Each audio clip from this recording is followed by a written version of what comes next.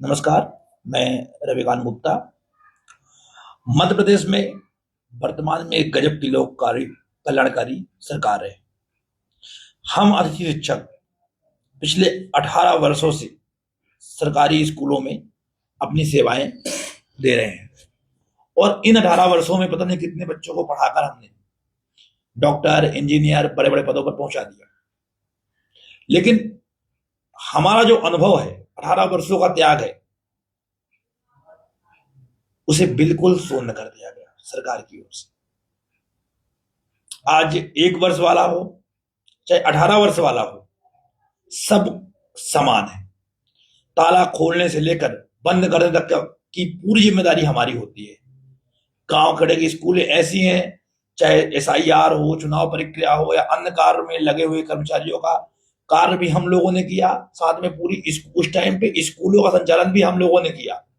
यहां तक कि झाड़ू लगाना, ताला खोलना, सभी काम हम करते हैं। पूरी गर्मियों में भले हम स्कूल से बाहर रहते हैं, लेकिन सिर्फ इस लालच में कि हम शिक्षक हैं और अगले वर्ष हम स्कूल में लग पाए, इस लालच से पूरी गर्मी स्कूलों में काम करते हैं। 1 वर्ष से ई अटेंडेंस लगाकर हम पक्के गुलाम बन गए। 10:30 से 4:30 की नौकरी, 60 किलोमीटर दूर, 70 किलोमीटर दूर ग्रामीण क्षेत्रों में अध्यापन कार्य करवाने जाते हैं। 10:30 में हमें पहुंचना ही पहुंचना है। 4:30 के पहले निकलना मुश्किल है। कई गांव ऐसे हैं जहां से हमारे पास आने जाने की कोई सुविधा भी उपलब्ध नहीं हो पाती। फिर भी हम लगातार अपना कार्य ईमानदारी से करते हैं। हमारी बहनें दूर 70 से 80 किलोमीटर दूर तक स्कूलों में कार्य करने जाती हैं और सुविधा न होने पर अन्य लोगों से लिफ्ट लेकर के अपने घर पहुंचती हैं। प्राकृतिक आपदाएं अपनी ओर है। वर्तमान में एक भारी बारिश पूरे प्रदेश में लगभग हो रही है। जैसे कि वर्तमान में अगर देखा जाए, सीधी, सिंगरौली व अन्य जिलों में भारी बारिश हो रही है। नदी नाले उफान में है। हमें कोई फर्क नहीं पड़ता, क्योंकि हमें डर है कि हम ई अटेंडेंस नहीं लगा पाएंगे तो हमारा मानदेय कट जाएगा।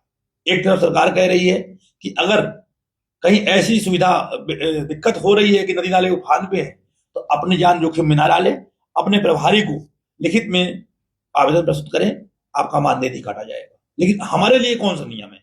हमारे पास कोई नियम नहीं है। अगर हम एक दिन स्कूल नहीं जाएंगे तो हमारा मानदेय कट जाता है। पिछले वर्ष हमने देख लिया है कि जिन नेटवर्क विहीन स्कूलों में ई अटेंडेंस नहीं लगाया गया, जिन लोगों ने मोबाइल के अभाव में, संसाधन के अभाव में ई अटेंडेंस नहीं लगाया, उनका मानदेय भुगतान आज नाम तक नहीं किया गया। हमारे कई साथी ऐसे हैं जिनको सितंबर अक्टूबर का मानदेय भुगतान नहीं किया गया। हमारे पास ना तो अवकाश की पात्रता है, ना मेडिकल लीव है। दुर्घटना बीमा के तो कोई नामो निशान। जब हमारे पास अवकाश ही नहीं है तो दुर्घटना बीमा कहां से मिल जाएगा? सैकड़ों अतिथि शिक्षकों को विद्यालय आते जाते सड़क दुर्घटना में मौत हो गई। किसी को कोई फर्क नहीं पड़ रहा, ना सरकार को, ना अधिकारियों को, ना किसी को। बस सबको पड़ी है किसी भी प्रकार से स्कूल का जो संचालन है वो ढंग से होना चाहिए। प्राथमिक माध्यमिक पात्रता परीक्षा में अशासकीय शिक्षकों को मौका दे दिया जाता है, पर अतिथि शिक्षकों को नहीं। क्यों? बहुत से डीएड बीएड के लिए अशासकीय विद्यालयों का अनुभव मान्य है। भले वहां पे पढ़ाया हो ना पढ़ाया हो, व्यक्ति ने अनुभव बनवा लिया, उनकी अनुभव को मान्य किया जा रहा है। लेकिन सरकारी स्कूलों में अध्यापन कार्य करवाने वाले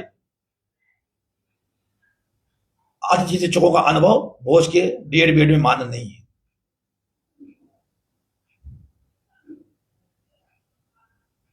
18 वर्षों का अनुभव है, लेकिन अगर हम डीएड बीएड करना है हमें, तो हमें प्राइवेट स्कूल का अनुभव चाहिए। बहुत सारे लोगों ने फर्जी अनुभव बनवा के डीएड बीएड कर लिए होंगे, लेकिन शासकीय विद्यालयों में कार्य करने वाले अतिथि शिक्षकों का अनुभव भोज में मान्य नहीं है। क्यों? कौन देगा इसका जवाब? हम अल्प मानदेय में 10,000, 14,000, 18,000 रुपए जैसे अल्प मानदेय में कार्य कर रहे हैं, अपने परिवार का भरण पोषण कर रहे हैं। गर्मियों में 4-4 महीने स्कूलों से बाहर रहने के बाद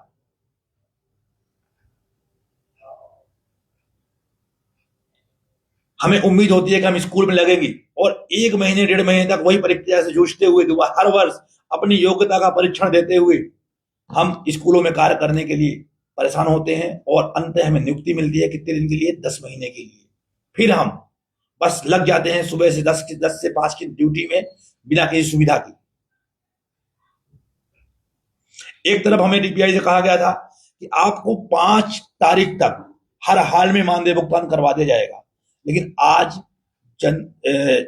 अगस्त का 18 तारीख हो गया, डीपीआई ने अलॉटमेंट भी जारी कर दिया, लेकिन आज दिनांक तक कहीं पे भी किसी अतिथि शिक्षक का मानदेय भुगतान नहीं किया गया। कौन इसका जवाबदार है? लेकिन काम टाइम पे चाहिए, छुट्टी बिल्कुल नहीं मिलेगी, चाहे बीमार हो चाहे जैसे भी हो, आपको स्कूल पहुंचना है। 90% से कम अटेंडेंस हुई तो आपको अगले वर्ष ज्वाइनिंग भी नहीं मिलेगी।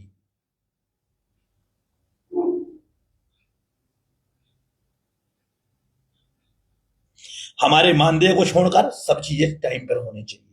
हाँ, कागजों पर हमें 5 तारीख को मानदेय भुगतान हो जाता है, हर वैसा आदेश होता है कि 5 तारीख तक मानदेय भुगतान हो जाए, पर धरातल में हम महीनों इंतजार करते हैं। डीओ से बात करो, बीओ से बात करो, अलॉटमेंट नहीं हुआ, बजट नहीं है हमारे पास।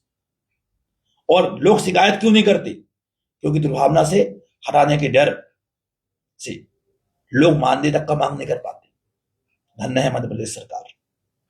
क्या ऐसे ही शिक्षकों का शोषण होगा?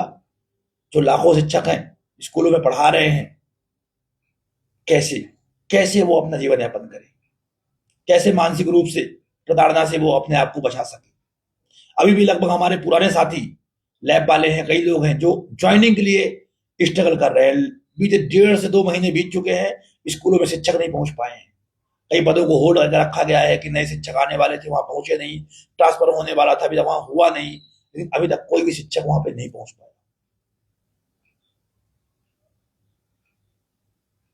ये विभाग की मजबूरी कहें या विद्यार्थियों के प्रति सरकार का एक रूखापन रवैया कि आप उन्हें टाइम पर शिक्षक नहीं दे पा रहे।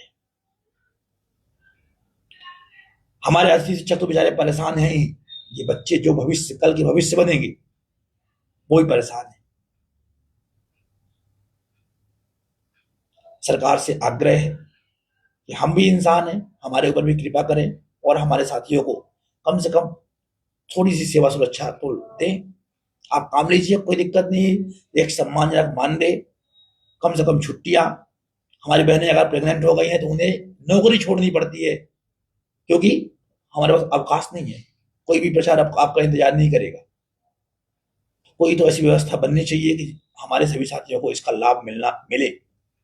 कब तक हमारे साथ इतना बड़ा शोषण हमारा होता रहेगा? और अगर हम विरोध करते हैं तो हमको उच्च अधिकारियों से लेकर के नीचे तक हमको दबाने का प्रयास किया जाता है, धमकी दी जाती है कि हम आपको नौकरी से बर्खास्त कर देंगे, आपको हम काम नहीं करने देंगे। हम या हमारा कोई भी साथी बिल्कुल भी शिक्षा विभाग के विरोध में नहीं है, लेकिन हम भी इंसान हैं, हमें भी हमारा अधिकार चाहिए। आपसे बार बार आग्रह है माननीय शिक्षा मंत्री जी, माननीय मुख्यमंत्री जी, और आपसे ही उम्मीद है हमें कि आप हमारी बातों को सुनेंगे और हमारा सहयोग करेंगे। धन्यवाद, नमस्कार।